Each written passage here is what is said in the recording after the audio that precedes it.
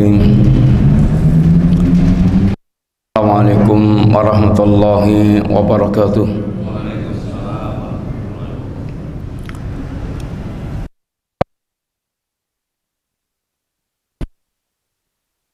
Rasulillah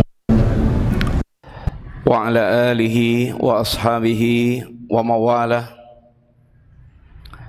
wala haula wala quwata illa billah, amma ba'du. Alhamdulillah, Bapak Ibu jamaah sekalian rahimani wa rahimakumullah.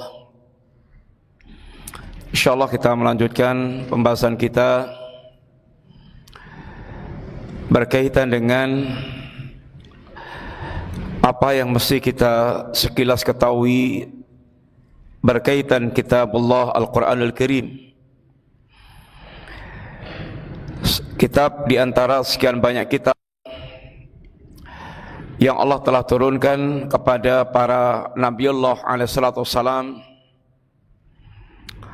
dan Al-Quran adalah kitab yang Allah turunkan kepada Nabi yang terakhir dan sekaligus penutup risalah.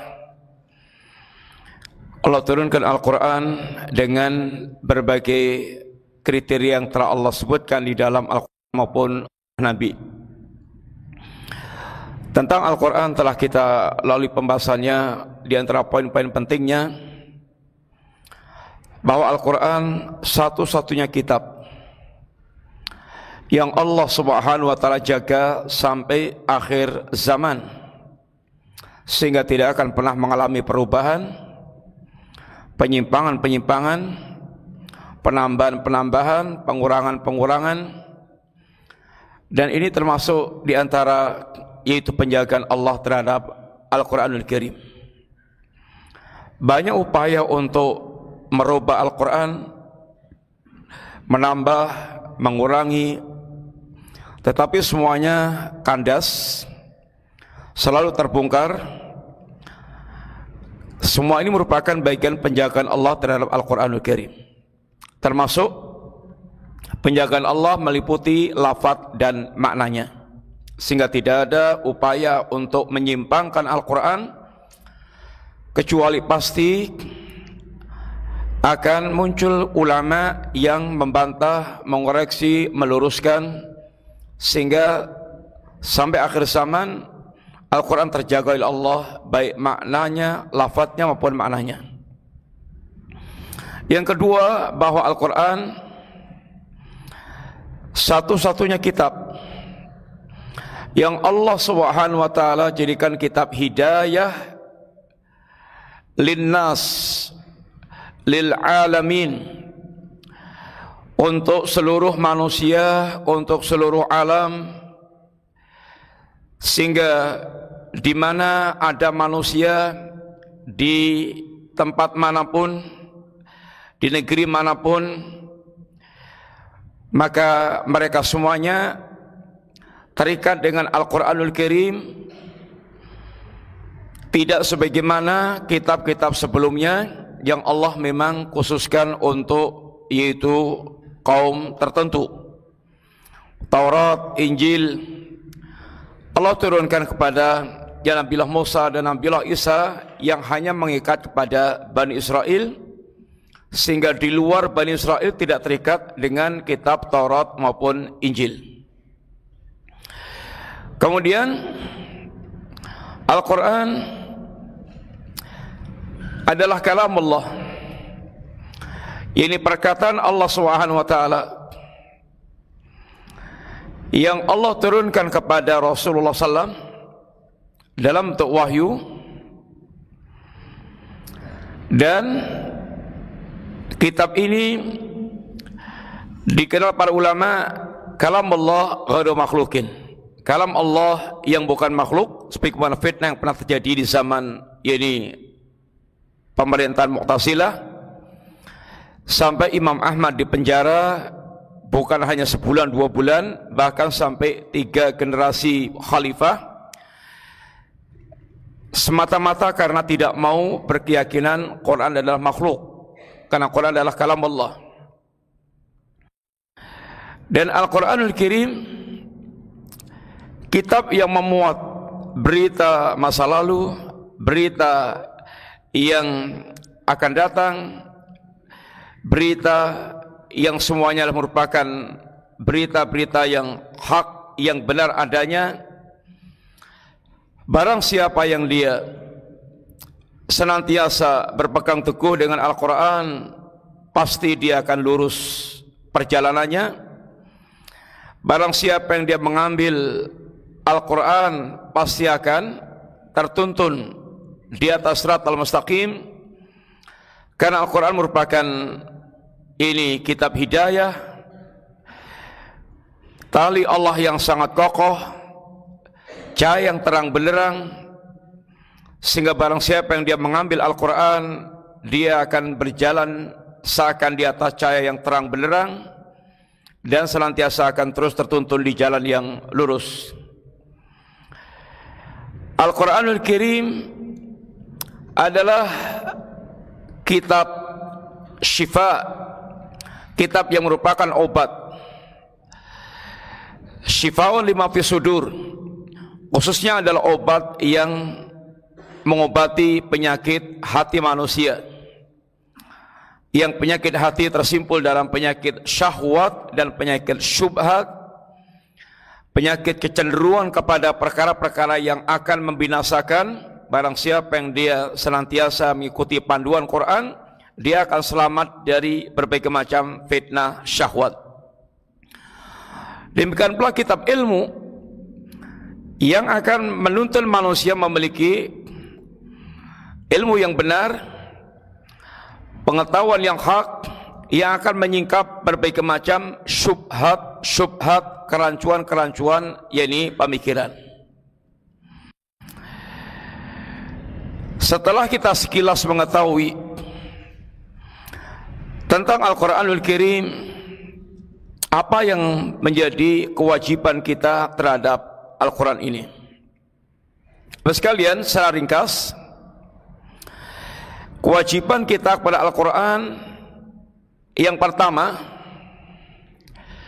adalah melakukan tadabbur, an-nafhama ma ja'a fihi wa an natadabbarahu. Kewajiban kita adalah memahami isi kandungan Al-Quran dan melakukan tadabbur terhadap Al-Quranul Karim. Sebagaimana Allah Subhanahu wa taala sebutkan di dalam surat Shad ayat yang ke-29, Allah mengatakan, kitabun anzalnahu ilaika mubarakun liyadabbaru ayatihi wa liyatadzakkara ulul albab. Kitab Al-Quran adalah anzalnahu ilaika, kitab yang kami turunkan kepada engkau ya Muhammad, ya Rasulullah sallallahu alaihi wasallam. Kitab yang dikatakan Allah mubarakun, kitab yang penuh dengan keberkahan, kitab yang diberkahi oleh Allah Subhanahu wa taala. Dan berkah sendiri, Bapak Ibu kalian, maknanya adalah kasratul khair wa thubutuh. Berkah itu maknanya adalah banyaknya kebaikan dan tetapnya kebaikan itu, bahkan terus bertambah, sehingga perkara itu kalau dikatakan berkah artinya mengandung kebaikan yang sangat banyak. Orang dikatakan Allah waktunya sangat berkah banget, artinya ada waktu dia yang terbuang sia-sia. Semua waktunya sangat produktif. Dia disibukkan dari taat ke taat, sehingga berpindah-pindah waktu ke waktu, itu hanya berpindah dari taat ke taat, sehingga betul-betul waktunya sangat produktif banget. Ada orang yang waktunya sangat tidak produktif, tidak berkah. Artinya itu waktunya habis, hanya berpindah, bahkan kemudian pindah ke haram, lalai haram, sehingga waktunya itu penuh dengan kelalaian hal-hal yang diharamkan Allah, sehingga sama sekali tidak menghasilkan kebaikan. Ini waktu yang tidak berkah. Hartanya berkah, kadang walaupun sedikit tapi berkah. Artinya hartanya betul-betul kebaikannya sangat banyak banget. Tidak ada rupiah yang keluar kecuali memiliki makna kebaikan, kecuali menghasilkan kebaikan, menghasilkan pahala. Betul-betul hartanya menjadi sangat produktif, menghasilkan kebaikan bagi pemiliknya. Ada orang hartanya sampai triliunan, tapi belas nggak ada keberkahan pada harta yang dia miliki. Sebagiannya ditumpuk di Cina, di bank-bank, ngendon di bank. Bahkan jadikan ini deposit di bank yang dimakan ribanya. Makan riba, sehingga perutnya kenyang dengan riba. Yang satunya dibelikan aset semuanya, tanah, bangunan, perumahan, segala macam, hanya melangkrak aset ini duniawi. Yang satunya lagi artis bagian hartanya untuk foya-foya, senang-senang mengumbar hawa nafsu, sehingga hartanya belas, nggak ada yang menghasilkan kebaikan. Padahal hartanya nampaknya triliunan. Maka ini menunjukkan hartanya nggak berkah sama sekali. Begitu mati, nggak punya bekal, yang ditinggal di dunia melangkrak. Untuk ahli waris, dianya tidak memiliki apa-apa lagi kecuali yang pernah dia nikmati. Ilmunya dikatakan berkah, Masya Allah. Setiap dia mendengarkan ilmu, mendapatkan ilmu, maka dia semaksimal mungkin mengamalkan. Begitu dia dengar tentang ilmu zikir pagi, zikir petang, Masya Allah, langsung dia pun konsisten mengamalkan zikir pagi, zikir petang. Tidak dia tinggalkan zikir pagi, zikir petang. Itu namanya ilmunya berkah banget.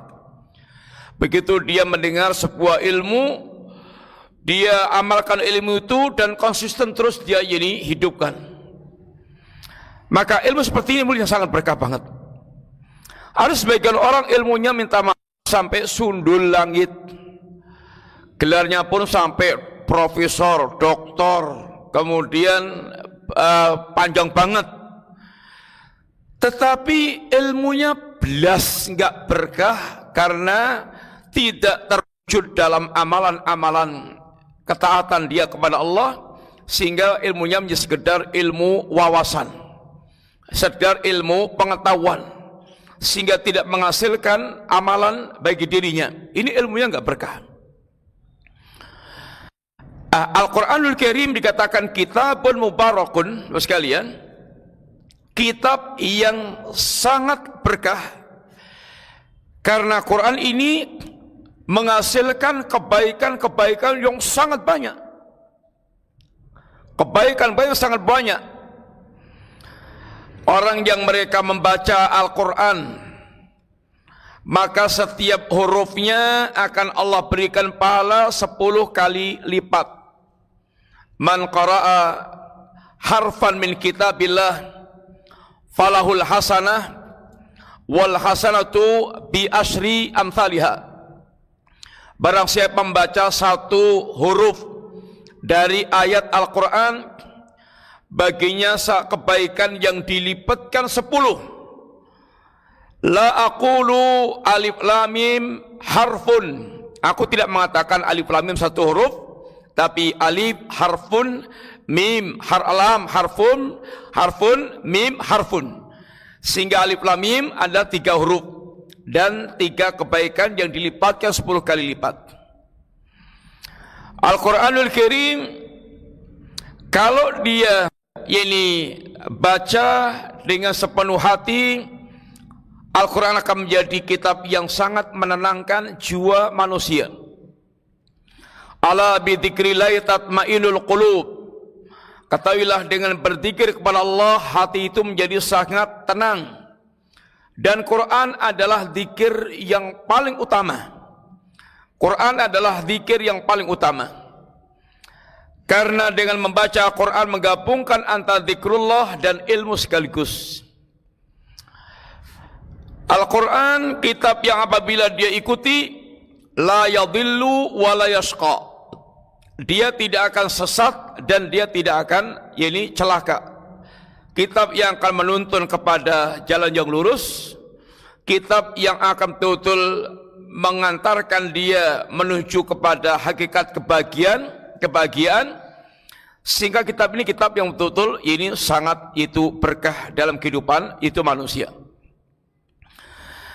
Bagaimana orang mendapatkan berkahnya Quran? Liyadabbaru ayatihi waliyatadzakkara ulul albab, yaitu dengan cara Al-Quran ditadabbur, Al-Quran difahami, dimengerti, dihayati, direnungkan, sehingga dari situ akan menjadi kitab yang banyak memberikan faedah dan pelajaran-pelajaran, sehingga menjadi kitab yang merupakan kitab zikir, kitab peringatan. Dia bisa mengambil banyak fawaid, mengambil banyak faedah-faedah, bisa mengambil pelajaran-pelajarannya, sehingga akan betul yaitu memberikan banyak pelajaran dan peringatan untuk meniti kehidupan mereka. Seperti yang pernah kita sampaikan Bapak sekalian, perkataan Al-Imam Ibn Al-Qayyim berkaitan dengan ungkapan tentang tadabbur. Beliau mengatakan, qira'atu ayatin bi tafakkurin wa tafahumin khairun min khatmil Quran biduni tadabbur. Membaca satu ayat Al-Quran yang disertai dengan perenungan dan pemahaman, bitafakurin wa tafahumin, disertai dengan perenungan dan pemahaman, khairun, itu lebih baik dibandingkan dengan bihatmil Quran biduni tadabbur, dibandingkan dengan dia khatam membaca Al-Quran tetapi tanpa tadabbur sama sekali.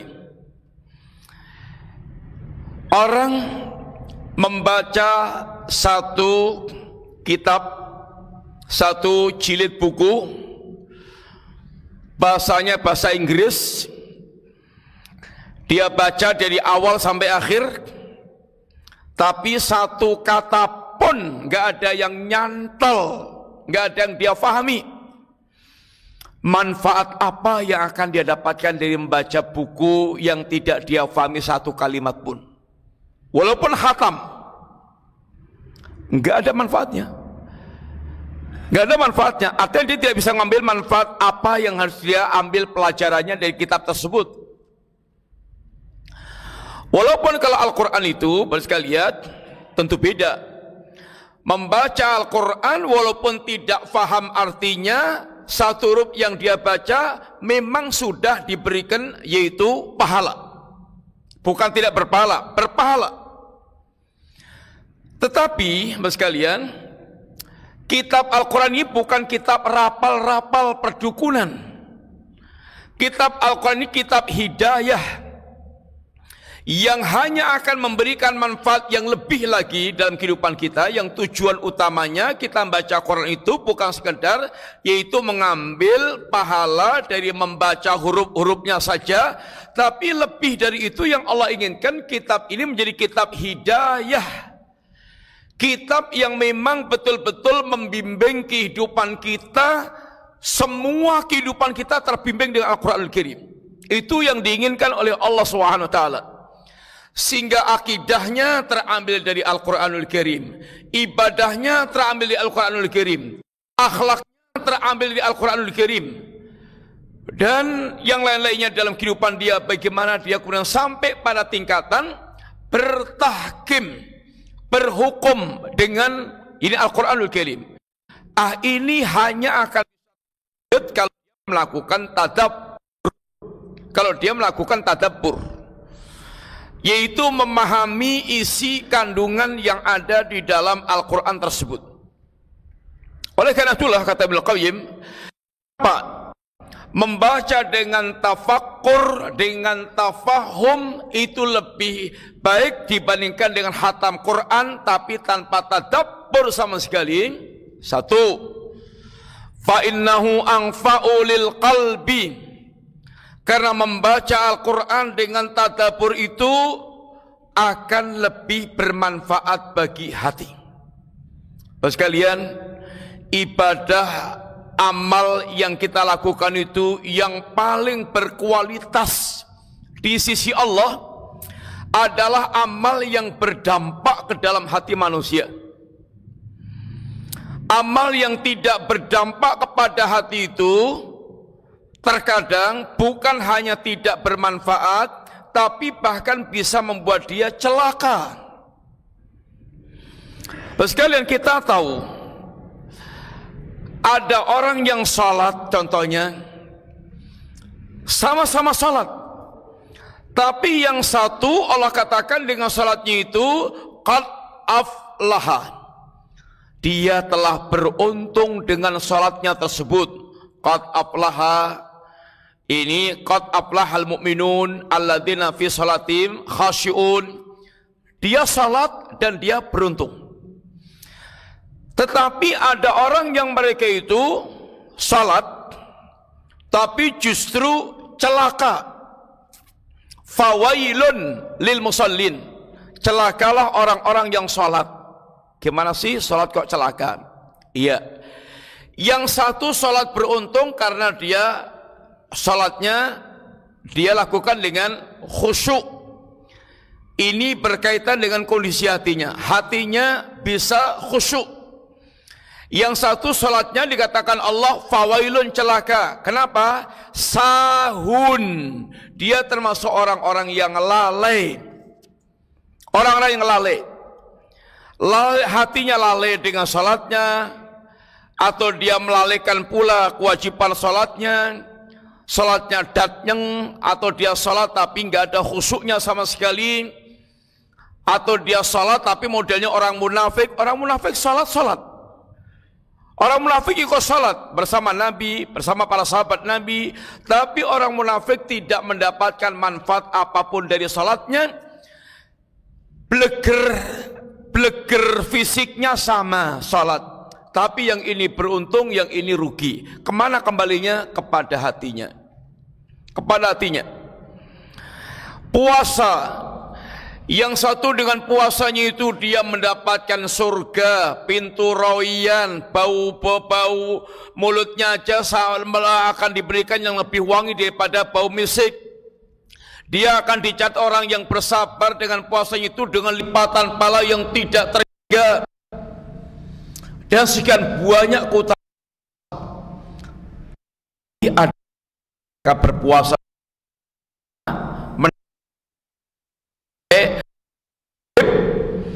tapi tidak mendapatkan apa kecuali lapar dan haus.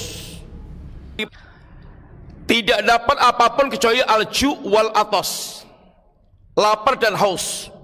Dan ini tidak ada keuntungan sama sekali. Apa yang membedakannya? Ma fil qulub, apa yang terjadi pada hatinya. Bapak sekalian, sehingga kenapa membaca Al-Quran dengan tadabbur itu lebih utama? Karena lebih manfaat bagi hati manusia, sehingga hatinya akan bisa mengambil pelajaran, mengambil ibrah, kemudian bisa meningkatkan keimanan, meningkatkan ketakwaan. Itu karena dia merenungkan.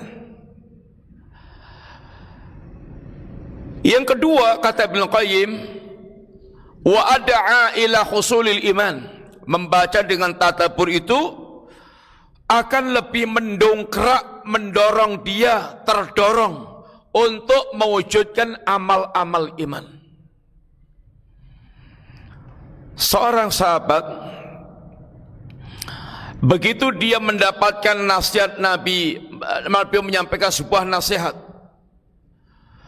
Saat itu langsung sahabat kemudian melaksanakan apa yang diajarkan Nabi. Nabi menjelaskan diantaranya, mangkanat lahu matlamatun li akhihi min malin aw min irdin fastahlalhu al-yawma. Mangkanat indahu matlamatun, barang siapa yang dia memiliki kezaliman kepada saudaranya, baik yang berkaitan dengan harta maupun kehormatannya, hendaknya dia minta halalnya sekarang, artinya selesaikan urusannya sekarang sebelum nanti tidak berguna dirham dan dinar. Yang tinggal adalah membayar kezaliman dengan amal-amal baik yang pernah dia lakukan. Sahabat yang mendengar kalimat ini langsung dia keluar dari majelis. Ternyata dia temui ini saudaranya yang dia berbuat zalim, berbuat salah, minta maaf, menyelesaikan kezalimannya, baru balik lagi ke majelis. Artinya ketika orang itu faham dan kemudian hatinya sangat yaitu menangkap, dia akan tergerak, akan segera tergerak untuk melaksanakannya. Ini kan hasil tadabbur. Dia merenungkan. Wahalawati bih. Dan orang yang mereka membaca dengan tadabbur itu, dia akan yaitu bisa lebih menikmati bacaannya. Kalau Bapak Ibu membaca Quran dan faham setiap kalimat-kalimatnya, maka membaca Quran itu seakan-akan tidak ingin menutup kitabnya, karena dia berpindah-pindah dari satu alam ke alam yang lainnya. Dari kisahnya Nabi dengan kaumnya, pindah kemudian kisah Nabi yang lainnya lagi, kemudian cerita tentang surga, neraka, kemudian pindah tentang ini mengenal Allah Subhanahu wa taala, seterusnya, sehingga seakan dia berenang di lautan yang dia betul-betul dituntun dari kelezatan satu kepada kelezatan yang lainnya. Dia sehingga lebih sangat menikmati. Ketika kita membaca dengan ini penuh dengan tadabbur, beda dengan membaca hanya sekedar target selesai hurufnya, khatam hurufnya, sehingga tidak ada sesuatu yang menyentuh di dalam ini hatinya. Oleh karena itulah ada seorang sahabat yang kalau membaca melewati ayat yang dia sangat terkesan dengan ayat ini, bisa dia ulang-ulang sampai ratusan kali.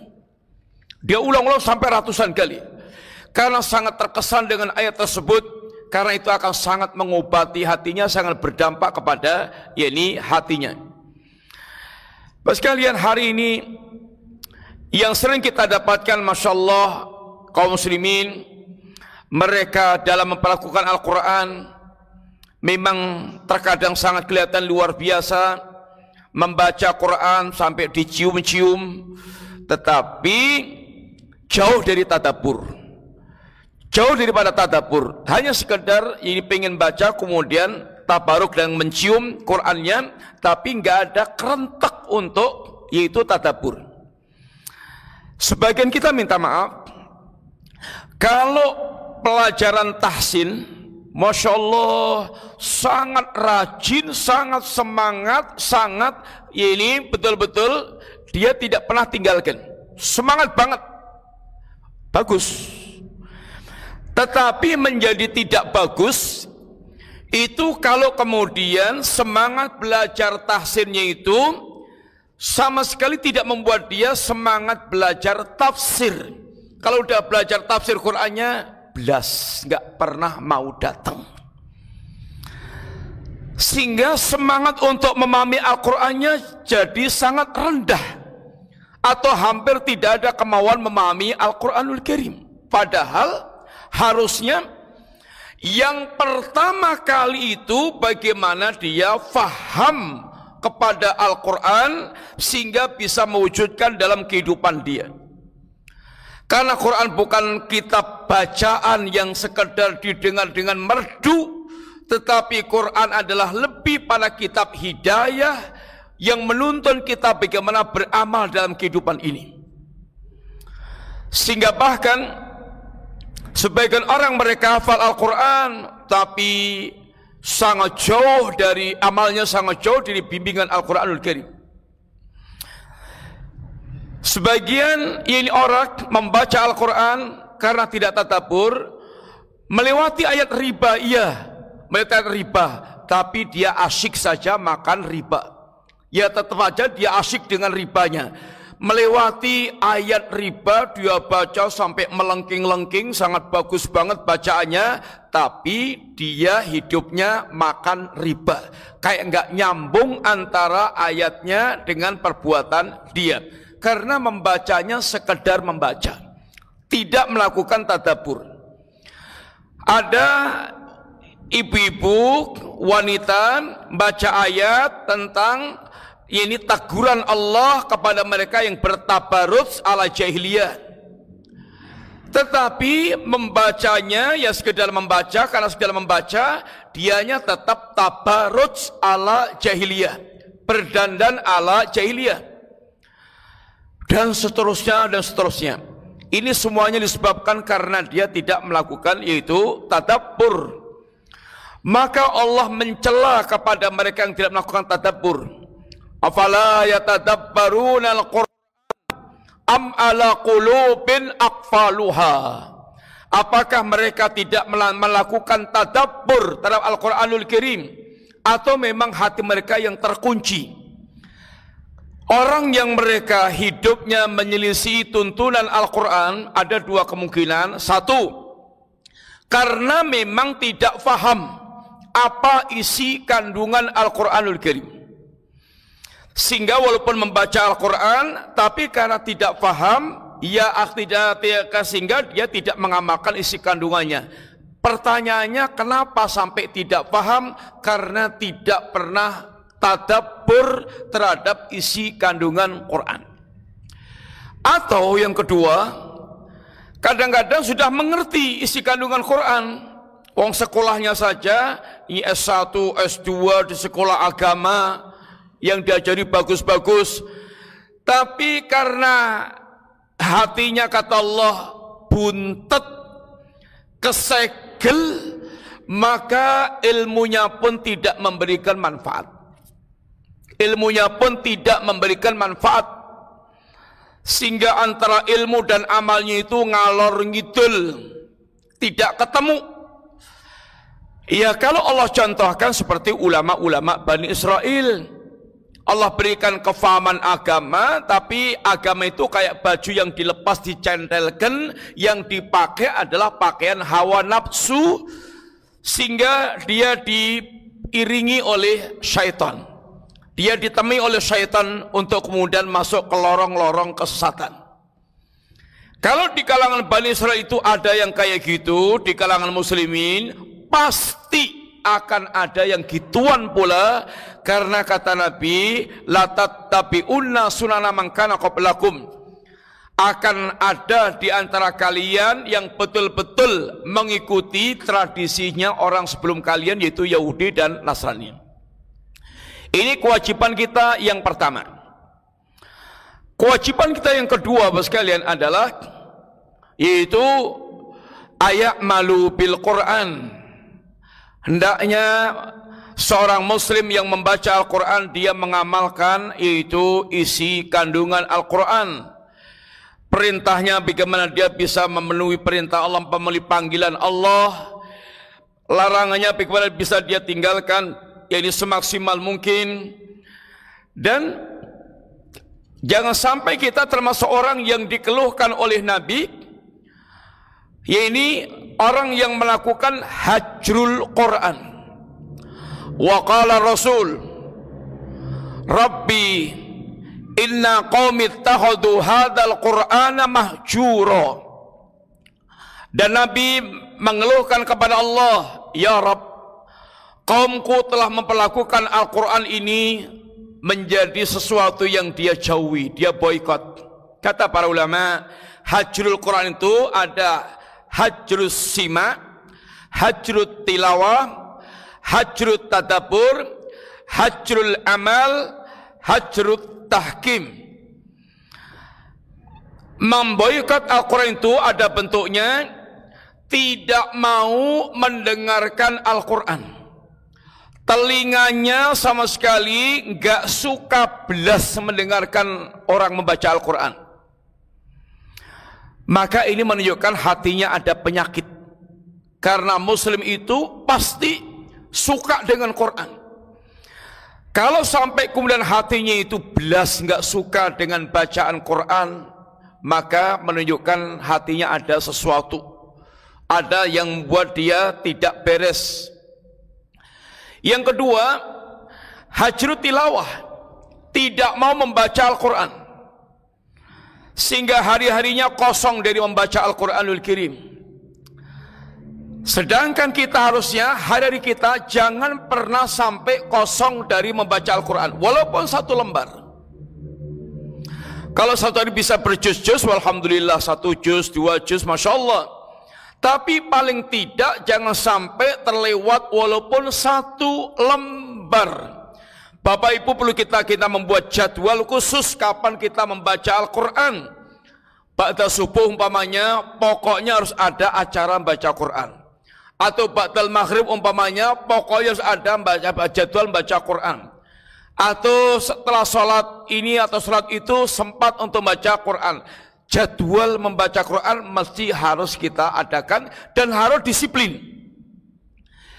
Jangan sampai kemudian karena kesibukan kita lalu kemudian meninggalkan baca Al-Quran. Kadang-kadang kita punya acara yang sibuk banget, tapi sesibuk-sibuk apapun jangan tinggalkan kebiasaan baca Quran walaupun waktunya bergeser, ibadatnya diqadha. Biasanya pada subuhnya ada acara yang sangat membuat dia itu nggak sempat baca Quran, maka bisa kemudian dilakukan apa paginya, agak siangnya, pokoknya jangan sampai ditinggal. Ini mesti kita pelihara. Jangan sampai kita nanti masuk dalam kelompok orang yang mereka hajrut tilawah. Ini menghajar, memboikot, tidak mau baca Quran. Atau hajrut tadabbur, termasuk ya ini menghajar Quran adalah tidak mau melakukan tadabbur terhadap Al-Quranul Karim. Atau hajrul amal, yaitu meninggalkan dia beramal dengan Al-Quran. Hajrul tahkim, meninggalkan berhukum dengan Al-Quranul Karim. Bapak sekalian, Nabi mendidik para sahabat menjadi orang yang betul-betul sangat luar biasa dalam merespon seruan-seruan Allah SWT, yang menunjukkan betul-betul jiwa keimanan mereka itu sangat hidup, menyala sempurna. Bapak sekalian, betapa cepatnya mereka merespon ayat Allah SWT yang berkaitan dengan perintah maupun berkaitan dengan larangan. Ketika Abu Talhah membaca ayat lan tanalul birra hatta tunfiqu mimma tuhibbun, tidak akan Anda sampai kepada hakikat keimanan, hakikat kebaikan sampai kalian menginfakkan sebagian harta yang Anda cintai. Sebagian harta kita yang kita cintai, bukan yang kita ini enggak sukai. Abu Talhah ketika baca ayat ini, dia langsung periksa semua hartanya. Dan didapatkan harta yang paling dia cintai, kebun Bairuha yang ada di depan Masjid Nabawi. Maka Abu Talhah pun datang kepada Nabi, ya Rasulullah, baca ayat, dan aku telah teliti hartaku, dan aku dapat hartaku yang paling aku cintai, kebun Bairuha. Aku serah ya Rasulullah untuk engkau gunakan fisabilillah yang Allah telah ajarkan kepadamu.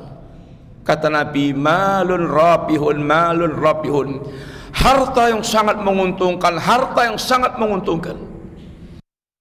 Menurut saya, Abu Talhah, kamu bagi saja kebunmu ini untuk saudara Anda yang ini, yang ini, yang ini.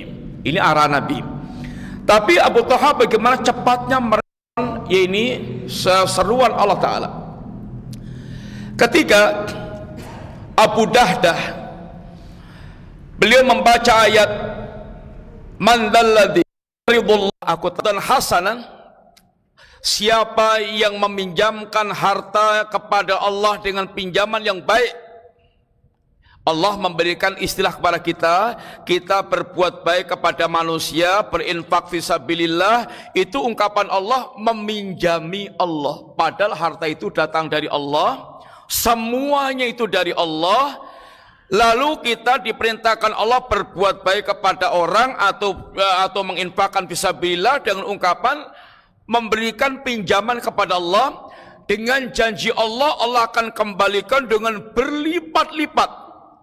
Ini kalau orang mereka ini hatinya bersih, akalnya waras, ini akan melihat ini Masya Allah kemuliaan yang luar biasa dari Allah Ta'ala.